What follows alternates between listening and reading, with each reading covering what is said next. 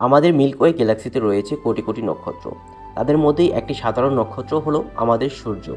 কিন্তু এই সাধারণ নক্ষত্রটাই পৃথিবীর জন্য সব কিছু, কারণ এই সূর্য না থাকলে জীবন, আলো, সময় কিছুই থাকতো না।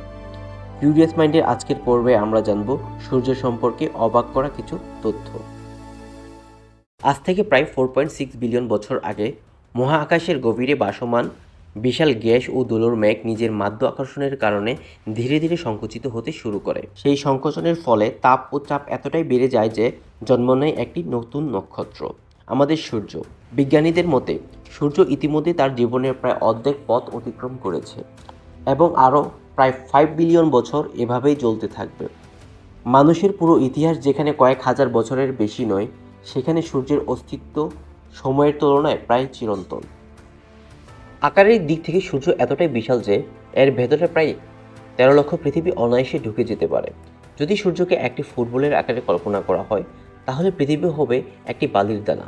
এই বিশাল আকারের কারণে সূর্যের মাধ্য আকর্ষণ শক্তি অবিশ্বাস্য রকমের শক্তিশালী। এই এক নক্ষত্রের টানে পুরো সৌরজগতের সব গ্রহ, উপগ্রহ, গ্রহাণু এবং ধূমকেতু নির্দিষ্ট কক্ষপথে ঘুরছে।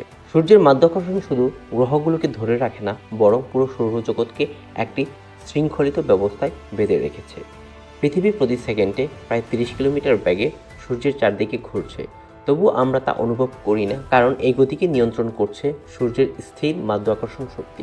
যদি হঠাৎ করে সূর্যের মাধ্যাকর্ষণ শক্তি অদৃশ্য হয়ে যেত, তাহলে পৃথিবী সহ সব গ্রহ সোজা ছিটকে যেত অন্ধকারের মহাকাশে। সূর্যকে বাইরে থেকে আগুনের গোলার মতো দেখালেও বাস্তবে এটি কোনো আগুন নয়। সূর্য একটি বিশাল ন্যাচারাল নিউক্লিয়ার রিঅ্যাক্টর, যার কেন্দ্রে প্রতি সেকেন্ডে ঘটছে নিউক্লিয়ার ফিউশন। এখানে হাইড্রোজেনের পরমাণু একে অপরের সঙ্গে যুক্ত হয়ে হিলিয়ামে রূপান্তরিত হচ্ছে, আর সেই প্রক্রিয়ায় অল্প পরিমাণ ভর সরাসরি শক্তিতে রূপান্তরিত হচ্ছে। আইনস্টাইনের বিখ্যাত সূত্র E=mc² অনুযায়ী প্রতি সেকেন্ডে সূর্য প্রায় 4 মিলিয়ন টন ভর শক্তিতে পরিণত করছে।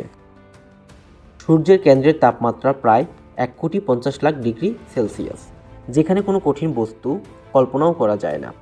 এই কেন্দ্র থেকে উৎপন্ন শক্তি ধীরে ধীরে বাইরের স্তর অতিক্রম করে সূর্যের পৃষ্ঠে পৌঁছায়, যার তাপমাত্রা প্রায় 5,500 ডিগ্রি সেলসিয়াস। সূর্যের বাইরের বায়ুমণ্ডল বা করোনা আশ্চর্যজনকভাবে আরও বেশি উত্তপ্ত। যদি পৃথিবীর সবচেয়ে ঠান্ডা হিমালয়কেও সূর্যের সামনে নিয়ে যাওয়া হয়, তাহলে সেই হিমালয় 1 সেকেন্ড তো দূরের কথা, কয়েক মিলি সেকেন্ডও টিকে থাকতে পারবে না। সূর্য সবসময় শান্ত ও স্থির থাকে না, তার পৃষ্ঠে লুকিয়ে থাকে অদৃশ্য কিন্তু ভয়ঙ্কর শক্তি। সূর্যের ভেতরে তৈরি হওয়া শক্তিশালী চৌম্বক ক্ষেত্র হঠাৎ ভেঙে গেলে ঘটে সোলার ফ্লেয়ার, যেখানে অল্প সময়ের মধ্যেই বিপুল পরিমাণ শক্তি মুক্ত হয়ে যায়। এই বিস্ফোরণের সঙ্গে সঙ্গে সূর্য থেকে ছুটে আসে তীব্র আলো বিকিরণ, যা কয়েক মিনিটের মধ্যেই পৃথিবীতে পৌঁছাতে পারে। এর চেয়ে ভয়ঙ্কর ঘটনা হলো করোনাল মাস ইনজেকশন। এতে সূর্য তার বাইরের স্তর থেকে কোটি কোটি টন চার্জযুক্ত কণা মহাকাশে নিক্ষেপ করে।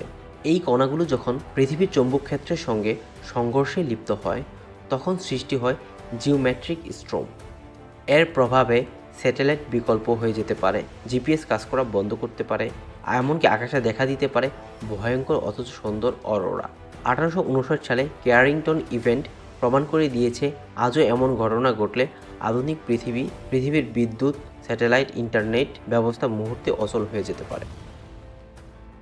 সূর্য যত বিশাল ও শক্তিশালী হোক না কেন, সে অমর নয়। বিজ্ঞানীদের হিসাব অনুযায়ী সূর্য তার জীবনের প্রায় অর্ধেক সময় পার করে ফেলেছে। আরও প্রায় 5 বিলিয়ন বছর পরে সূর্যের কেন্দ্রে থাকা হাইড্রোজেন জ্বালানি ধীরে ধীরে ফুরিয়ে যেতে শুরু করবে। তখন নিউক্লিয়ার ফিউশন আগের মতো চলতে পারবে না, আর সূর্যের ভেতরের ভারসাম্য নষ্ট হয়ে যাবে। এই পরিবর্তনের ফলে সূর্যের কেন্দ্র সংকুচিত হবে, কিন্তু তার বাইরের স্তরগুলো ভয়ঙ্করভাবে প্রসারিত হয়ে উঠবে। তখন সূর্য পরিণত হবে একটি রেড জায়ান্ট, যার আকার এতটাই বিশাল হবে বুধ ও শুক্র গ্রহকে গ্রাস করতে পারে, এমনকি পৃথিবীকে স্পর্শ বা সম্পূর্ণ ধ্বংস করার সম্ভাবনাও রয়েছে। সেই সময় পৃথিবীর তাপমাত্রা চরমভাবে বেড়ে যাবে, সমুদ্র শুকিয়ে যাবে, আর জীবনের সব চিহ্ন মুছতে শুরু করবে। এই ছিল সূর্যের গল্প, জন্ম থেকে শক্তি, রাগ থেকে জীবন, আর শেষ পর্যন্ত নীরব অবসান।